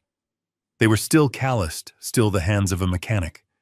But now those calluses didn't look like signs of poverty. They looked like signs of strength. They looked like hands that had built things, hands that could crush things. I adjusted my cuffs and looked at my reflection one last time. Bernard the gardener was dead. Bernard the rustic liability was a memory. The man in the mirror was the chairman of the Atlas Trust. He was the silent whale surfacing to breach. I walked out onto the street, the city lights reflecting in my eyes. I checked my watch. It was 7:30. The gala was starting. The trap was set. And I was the one holding the spring. I hailed a cab, not to drive it, but to ride in the back. To the Plaza Hotel, I told the driver. And step on it. I have a business to acquire. The Plaza Hotel stood against the New York night sky like a fortress of old money, illuminated by floodlights that made the limestone facade glow. Inside the grand ballroom, 500 of the wealthiest people on the East Coast were gathered under crystal chandeliers that cost more than my entire neighborhood. They were drinking vintage champagne and eating caviar, oblivious to the fact that they were standing on a financial sinkhole. On the stage, Richard Kensington stood behind a lucite podium, bathed in a spotlight that washed out the fear in his eyes. He looked impeccable in his tuxedo, his hair perfectly coiffed, his smile practiced and bright. He was speaking about ethics. He was talking about the moral obligation of industry to serve the community. He used words like integrity and transparency without choking on them. The press was there, cameras flashing, capturing his performance for the morning financial pages. He was painting a picture of a company that was robust and principled, a legacy built on trust. I watched the feed on my phone from the back of the car. It was a masterclass in deception. He was selling them a dream while picking their pockets. He talked about family values, about how Kensington Dynamics was more than a corporation, it was a promise kept from father to son. The audacity was breathtaking. He was invoking the very legacy he was actively destroying to save his own skin. He paused for dramatic effect, looking out at the crowd with moist eyes, pretending to be moved by his own lies, while his wife Victoria sat in the front row, dabbing her eyes with a handkerchief, checking the room to see who was buying the act. The car slowed to a halt. It was not my Ford. It was the lead vehicle in a convoy of 3 black Rolls-Royce Phantoms that glided to the curb with the silent grace of predators. The valets stepped back, their eyes widening at the display of raw power. This wasn't just wealth arriving. This was authority. The driver walked around and opened my door. I stepped out onto the red carpet. The night air was cool, but I didn't feel it. I felt the perfect weight of the bespoke wool suit against my shoulders. I felt the solid, reassuring click of my heels on the pavement. I adjusted my cuffs, the diamond cufflinks catching the light. Jerome stepped out of the second car. He looked sharp, dangerous, his briefcase in hand like a weapon. Flanking us were 4 men in dark suits, broad-shouldered and alert. They were private security, the best money could buy, men who moved with the quiet lethality of trained soldiers. We didn't look like guests. We looked like an invasion force. I walked toward the revolving brass doors. I caught my reflection in the glass. For a split second, I looked for the mechanic with the grease under his nails. He was gone. The man staring back was formidable. He was a man who owned the pavement he walked on. I walked into the lobby. The chatter of the hotel guests died down as we passed. It was the kind of silence that commands respect, the kind of silence that usually surrounded Richard. Now it belonged to me. We marched toward the double doors of the ballroom, the sound of our footsteps, a synchronized drumbeat of doom. Standing guard at the entrance to the ballroom was Miller, the same head of security who had sneered at my coveralls at the loading dock just days before. The man who had sent me to the service elevator like a stray dog. He stood with his arms crossed, looking bored and imposing, checking invitations with a heavy-lidded disdain. He saw us approaching, and his posture stiffened. He didn't recognize me at first. He saw the suits, the bodyguards, the aura of power. But then he looked closer. He looked at my eyes. I saw the flicker of confusion in his face, the nagging sense of familiarity. He stepped forward, holding up a hand to stop us. "Excuse me, sir," he said, his voice professional but firm. "This is a private gala. Invitation only." He didn't know who I was, but he knew I wasn't on his list. He was trying to do his job, trying to protect the lie inside. I didn't stop, I didn't slow down.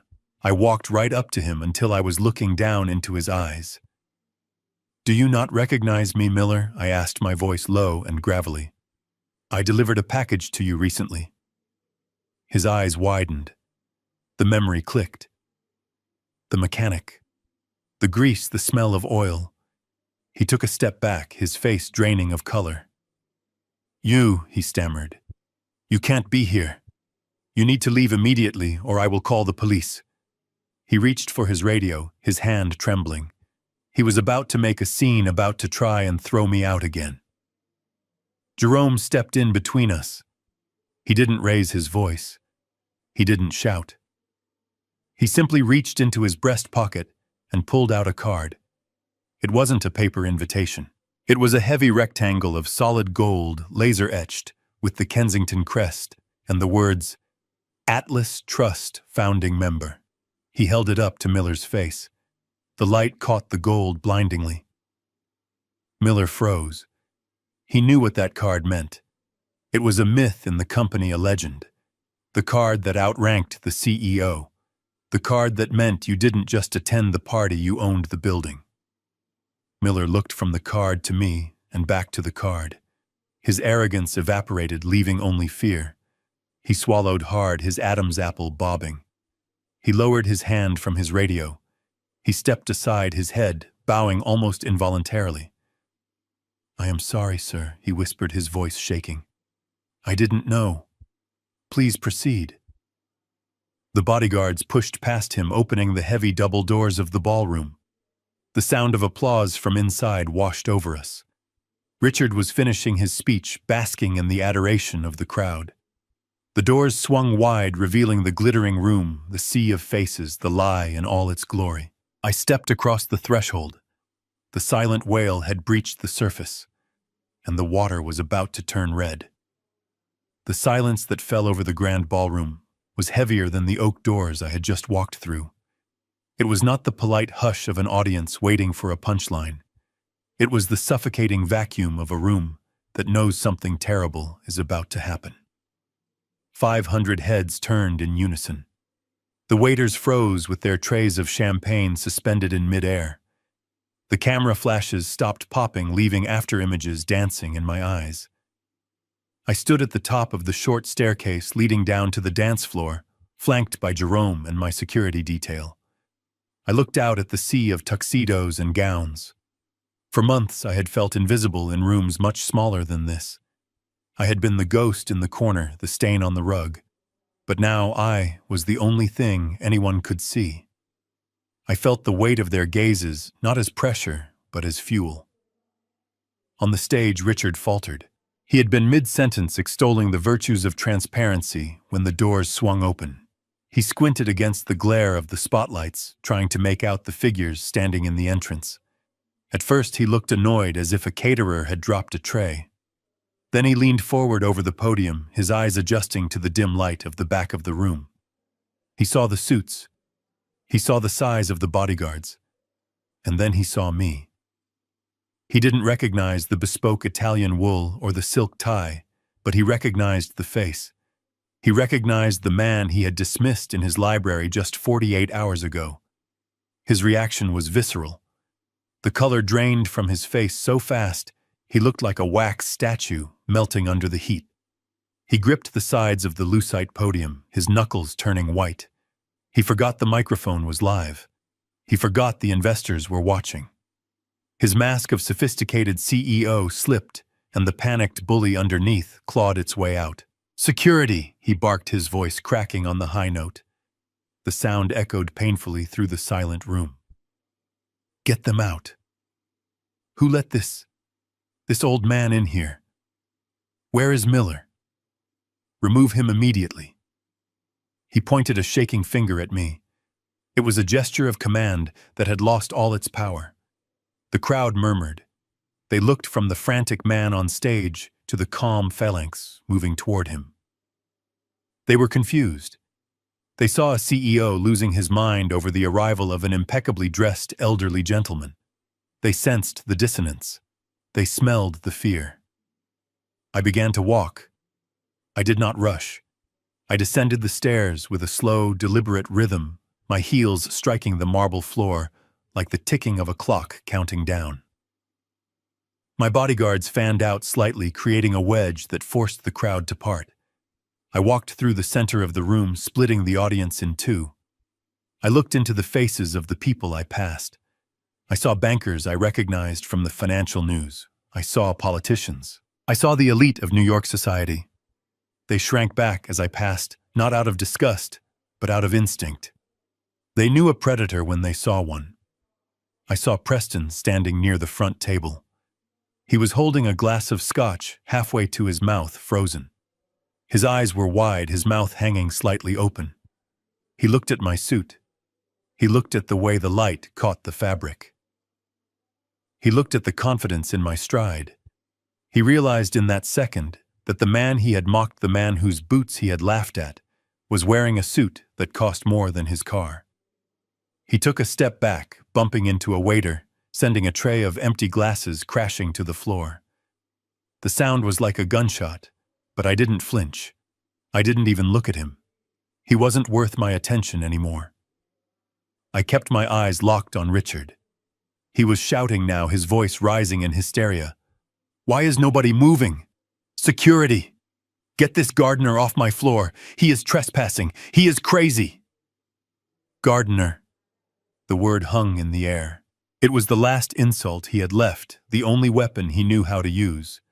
He was trying to reduce me to my function, to my class. He was trying to make me small again. But the room wasn't buying it.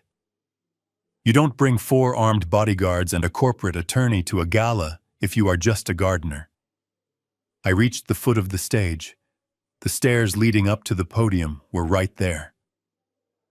Richard abandoned the podium and rushed to the edge of the stage, looking down at me wild-eyed. "Do not take another step, Bernie," he hissed away from the mic, but loud enough for the front row to hear. "I will ruin you.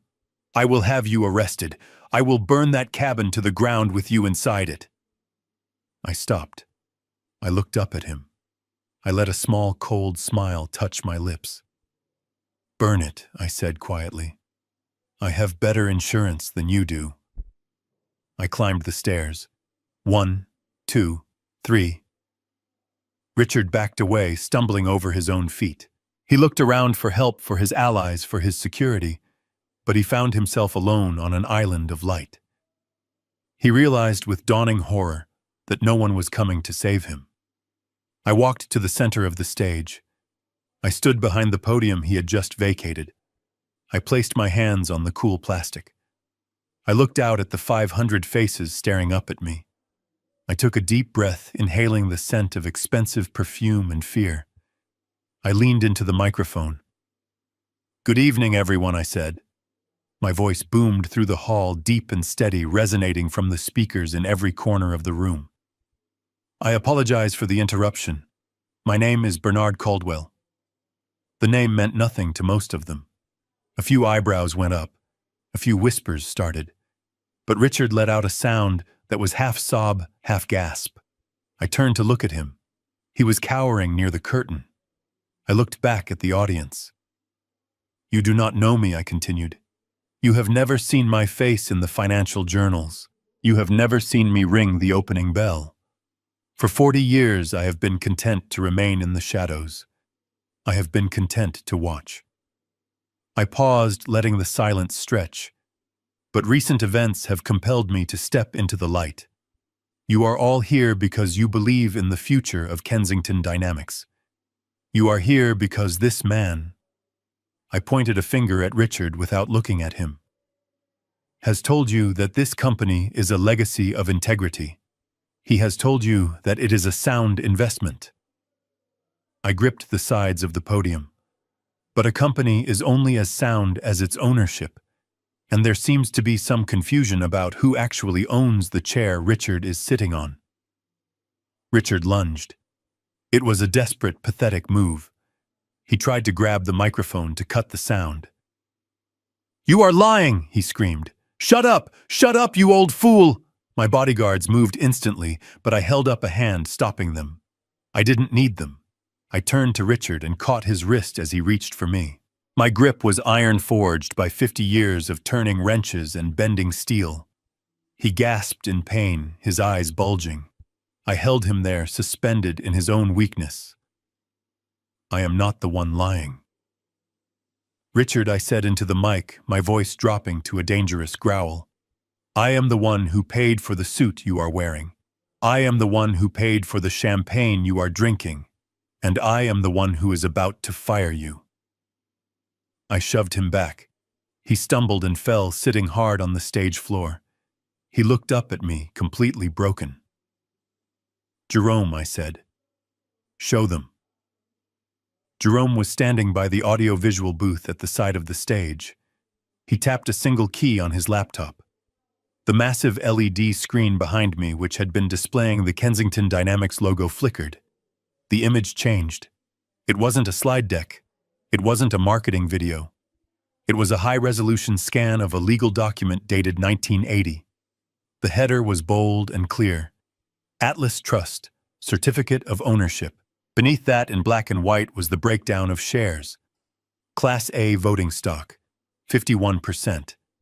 And beneath that, the name of the sole beneficiary, Bernard Caldwell. The room gasped. It was a collective intake of breath that sucked the air out of the ballroom.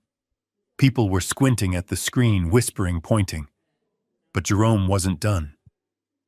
The image changed again. This time, it was a current bank statement for the trust, verified and time-stamped. The total assets were highlighted in red. $10,400,000,000. The number hung above my head like a neon sign. 10 billion. It was a number that commanded silence. It was a number that turned a gardener into a god. I watched the realization ripple through the crowd. The bankers did the math instantly. If I owned 51% and the trust was worth 10 billion, then I wasn't just a shareholder. I was the company. I was Kensington Dynamics. I looked down at the front row. Victoria Kensington was sitting there, frozen in her chair. Her face was a mask of pure, unadulterated horror. She was looking at the screen, and then at me, and then back at the screen. Her brain was trying to reconcile the image of the rustic liability with the reality of the titan standing before her. She had spent years mocking me, belittling me, treating me like a disease. And now she realized that she had been living in my house, eating my food, spending my money. Her hand began to tremble. She was holding a crystal goblet of vintage red wine, the same wine Richard had denied me. The trembling got worse. She tried to set the glass down, but her fingers wouldn't cooperate. The glass slipped. It fell in slow motion. It hit the floor and shattered. The dark red wine exploded, splashing up onto the pristine white silk of her designer gown. It looked like a gunshot wound, a spreading crimson stain on her perfect facade. She didn't move to clean it. She just stared at me, her mouth opening and closing like a fish out of water. She knew about the conversation in the office. She knew about the plans for the abortion. She knew that I knew. And she knew that her life as she understood it was over. I looked back at the audience. The silence was absolute. I leaned into the mic one last time. Richard Kensington does not have the authority to sell this company, I said. He does not have the authority to launch an IPO. Because as of this moment, I am dissolving the board. I am firing the executive team. And I am ordering a full forensic audit of every dime that has passed through this building in the last 10 years. I looked down at Richard, who was still sitting on the floor, staring up at the $10 billion figure on the screen. You wanted to erase me, Richard, I said. You wanted me to disappear. Well, I am here, and I am the only thing left. I stepped back from the podium. The feedback loop whined and died. The only sound in the room was the hum of the projector and the soft dripping of wine from Victoria's dress onto the floor. The silent whale had not just breached, it had capsized the boat. And now the sharks were coming. I looked out at the sea of stunned faces in the ballroom and knew that revealing the money was not enough. Money was a language these people understood. It was a currency they respected. Even though I had just humiliated Richard by revealing I owned him, there were still people in this room calculating how to spin this. They were thinking that maybe Richard could stay on as a figurehead. They were thinking that money cleanses all sins. I had to show them the dirt. I had to show them the blood. I had to prove that the Kensingtons were not just bad businessmen. They were bad humans. I looked over at Jerome standing in the shadows of the tech booth. He was waiting for my signal, his finger hovering over the play button again.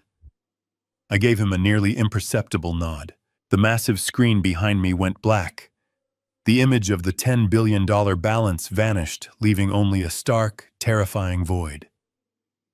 Then the audio began. It started with a hiss of static that sounded like a snake moving through dry grass.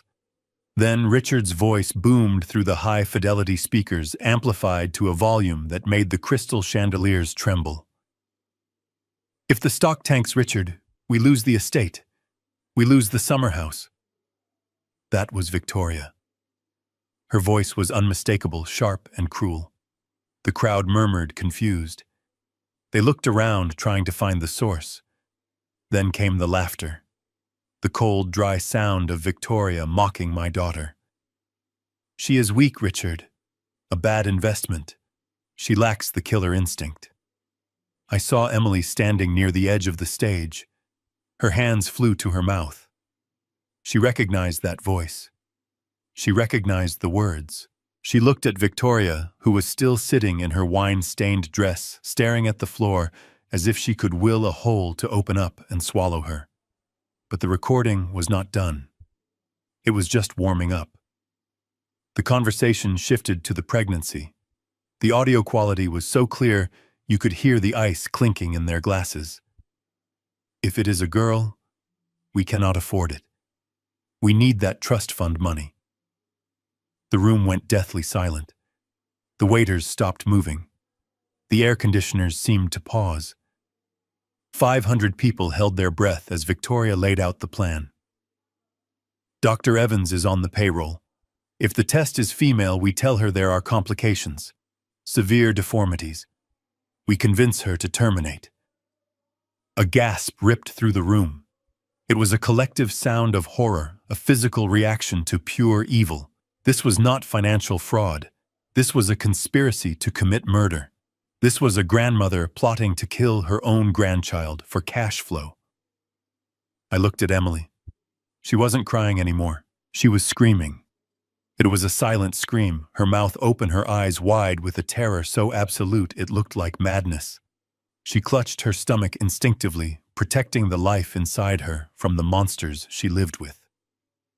She looked at Preston, waiting for him to deny it, waiting for him to scream that it was a lie. But Preston just stood there, pale and shaking. He knew. He had known. And he had done nothing. I leaned into the microphone, my voice cutting through the horror. You heard them, I said. They were not planning a legacy. They were planning a crime. They were going to sacrifice an innocent life to pay for their private jets and their gambling debts. I pointed a finger at Preston. He flinched as if I had pointed a gun. And you, I said, you stood by. You let them talk about your child like it was a defective product. Preston panicked. The reality of the situation crashed down on him. He realized that this wasn't just a corporate takeover. This was the end of his life. He looked at the exits. He saw the red signs glowing in the distance. He made a run for it. He shoved a waiter aside, knocking a tray of silver onto the floor with a deafening crash. He sprinted toward the side door, his tuxedo tails flapping like the wings of a desperate bird. He didn't make it 10 feet. The side doors burst open. But it wasn't catering staff. It was a team of federal agents in windbreakers emblazoned with the letters FBI. Behind them were officers from the NYPD Economic Crimes Unit. Jerome had been busy. He had sent the forensic packet to the district attorney at the same time he sent the email to Richard. The evidence of $50 million in embezzlement and wire fraud was irrefutable. Preston skid to a halt, his eyes bulging. An agent stepped forward and grabbed his arm, twisting it behind his back. The click of the handcuffs was audible even over the murmurs of the crowd. Preston Kensington, you are under arrest for wire fraud, money laundering, and conspiracy to commit securities fraud. Preston started sobbing. Not a manly stoic cry, but a high-pitched wail of a child who has been caught, Daddy, he screamed, looking back at the stage. Daddy, do something! Help me! But Daddy couldn't help him. Richard was still on the floor, sitting in a puddle of his own arrogance. He watched his son being dragged away, and he realized the walls were closing in. He looked up at me. He saw the man standing at the podium, the man who held the keys to his cage. He scrambled to his knees. He didn't stand up. He crawled. He crawled toward me across the stage floor, his expensive pants dragging on the wood. He reached out a hand toward my shoe. Bernie, he croaked, his voice broken and wet.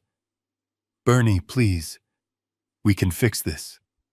You have made your point. You have the power. We understand.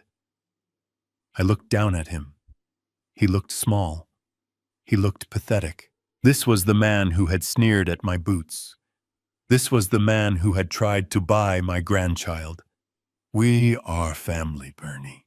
He pleaded, tears streaming down his face, mixing with the sweat on his upper lip. Think about Emily.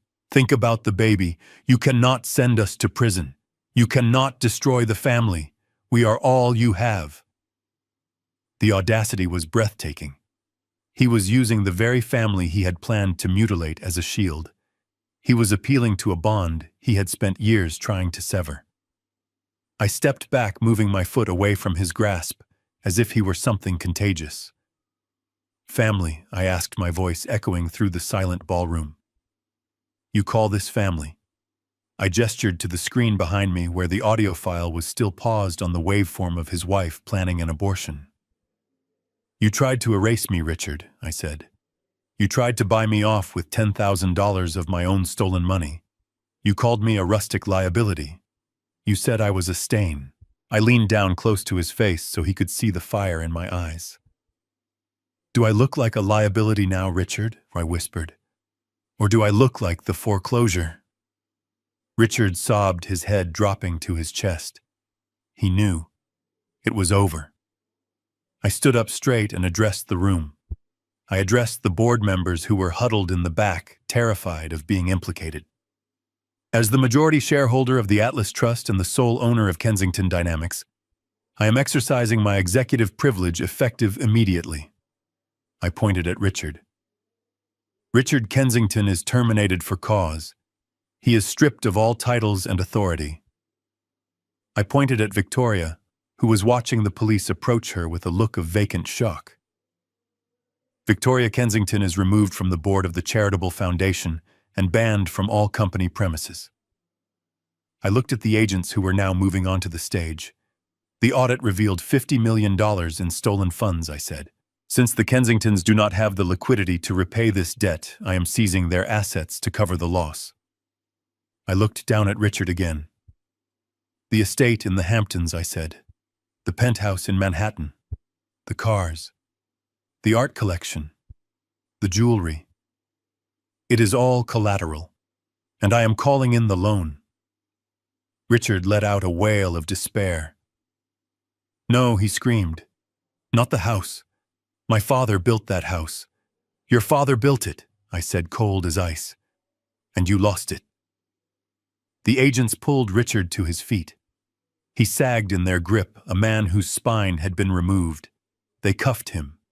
They marched him down the stairs, past the staring crowd, past his weeping wife, past the wreckage of his life. Victoria started screaming as they cuffed her too. Do you know who I am? She shrieked.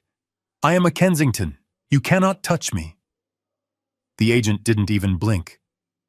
You have the right to remain silent, ma'am, he said, pushing her toward the exit. I suggest you use it. In 10 minutes, the stage was cleared. The Kensingtons were gone. The police were gone. The only people left on the stage were me, Jerome, and the ghost of the company that used to be. The guests were silent. They didn't know whether to applaud or run. They had come for a party and witnessed a public execution. I tapped the microphone one last time. The gala is over, I said. Please go home. The crowd dispersed quickly, murmuring and whispering, hurrying to their cars to spread the news that the Kensington Empire had fallen and a new king had risen from the ashes. I stood there for a moment, watching the empty room. I felt tired. My bones ached. The adrenaline was fading, leaving behind a deep, hollow sadness. I had won. I had destroyed my enemies. I had taken back what was mine, but there was no joy in it.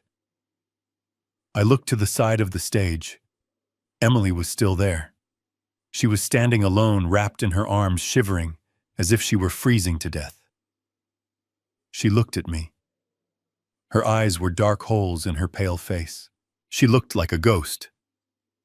She took a step toward me, then another. She looked at the man in the bespoke suit, the man who had just commanded the FBI and dissolved a dynasty. She was trying to find her father in that stranger. I stepped down from the podium. Jerome moved to follow me, but I waved him off. This was the final transaction. This was the one that mattered most. I walked toward my daughter. I walked toward the wreckage of the only thing I had ever truly loved.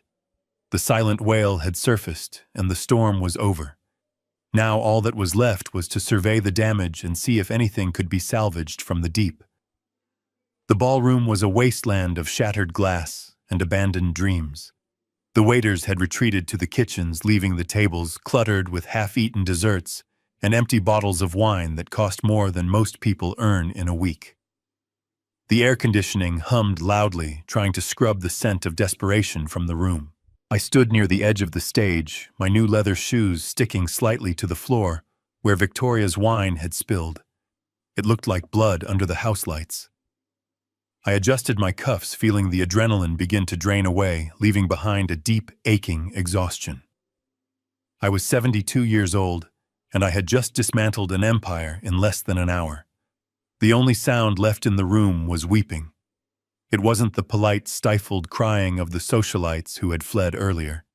It was a raw, ugly sound. Emily was still standing where I had left her, but her legs finally gave out. She collapsed onto the marble floor, her designer dress pooling around her like a wilting flower. She looked up at me, her makeup smeared across her cheeks, her eyes red and swollen. She looked like a child who had lost her parents in a crowd. She scrambled toward me on her hands and knees, ignoring the glass shards that snagged the fabric of her skirt.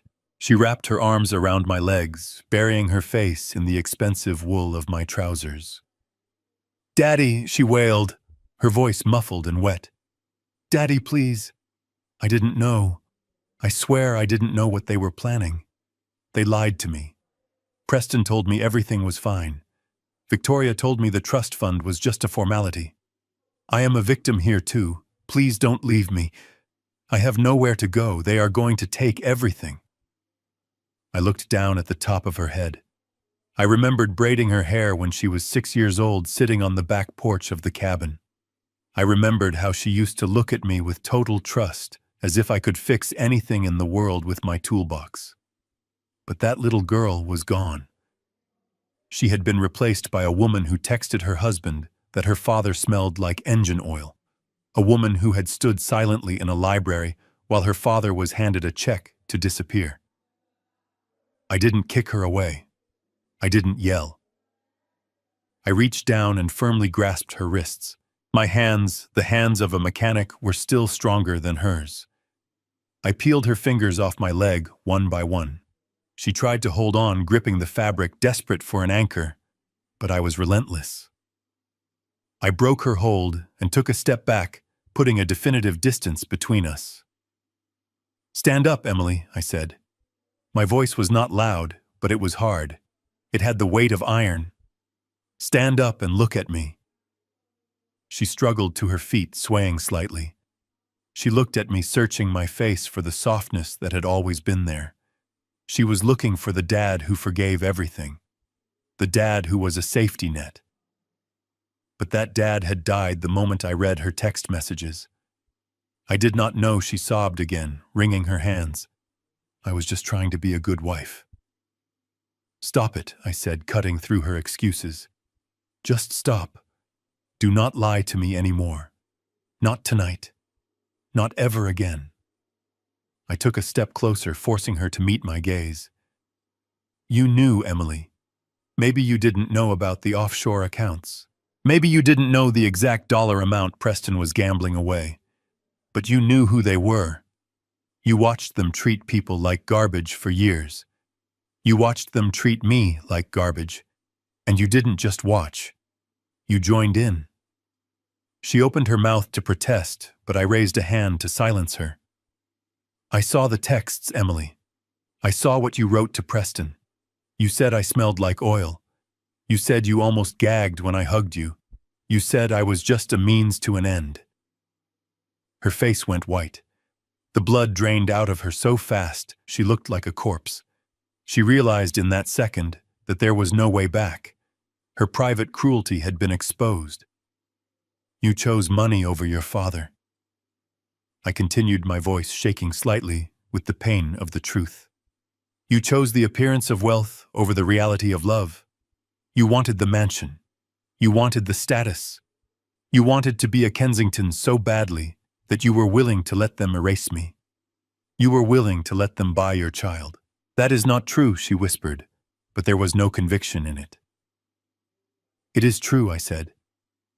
"And now the bill is due. You wanted to live in a world where money is the only thing that matters. Well, welcome to that world. In this world, when you make a bad investment, you lose. And you, Emily, made a terrible investment. You bet against your own blood." She looked around the empty ballroom, as if searching for an exit or a savior. But there was no one.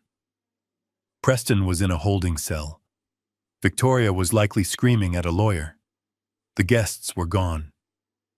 She was alone. "I am pregnant," she said softly, playing her last card. "I am having your grandchild. You can't leave us on the street. You have billions now. You have to help us." I looked at her stomach. I thought about the baby growing inside her, a baby that had almost been sacrificed for a trust fund clause. I reached into the inside pocket of my jacket. I pulled out a single brass key. It wasn't a key card to a penthouse. It wasn't a key to a luxury car. It was a simple, tarnished brass key on a faded plastic ring.